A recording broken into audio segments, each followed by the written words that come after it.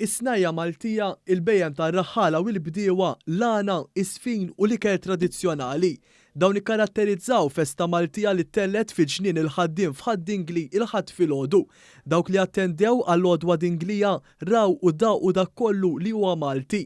Tispikka kien hemm xena li rari għadek tara dik tal-artiġjan Malti jaħdem it-tafal bit-torn. B'esperjenza ta' aktar minn 40 sena l-artiġjan dingli Johnny Ġordemajna paxxa lil kulħadd partikolarment lil ġenerazzjonijiet iż-żgħar u jagħmel il-forom bid-deħ bil-proċess l-antik. Mawan News huwa spjega l-proċess li kienet jagħmel bid-deħ filwaqt li jdawwar ir-rota b'saqajh.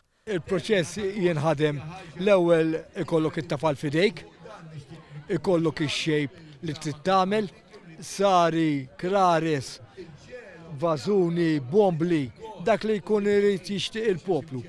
U mpaxxih bil-intellalu dawk il-vażuni li jkun irid. Għallilna kif id-dinja moderna bil-mod, il-mod qed teqred din is-sena li ma tantx għadha popolari fil-Gżejjer Maltin.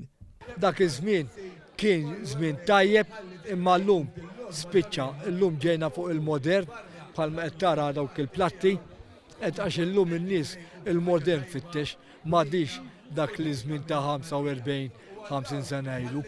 Is-sena tal-Bizzilla wkoll qed tintilef u f'Ħaddingli Teresa Galja għaltina li qed tagħti l-lezzjonijiet tal-Bizzilla bit-tama li dan ix-xogħol bl-idejn ma jmut qatt. Ġejna naħdmu hawnhekk jiġifieri biex nirrom biex inħajru n-nies ukoll fl-istess ħin biex is-sena tibqa' ikompluha mhux tieqaf. Imma hawn konkurrenza tan-nies jiġifieri fil-lezzjonijiet jiġu għandna kbar u għandna fuq l-20 sena jiġifieri għadhom żgħar jiġifieri jaħdmu u jaħdmu sew jiġifieri. Għodwa Dinglija ġiet organizzata mill-Kunsill Lokali ta' Ħaddingli.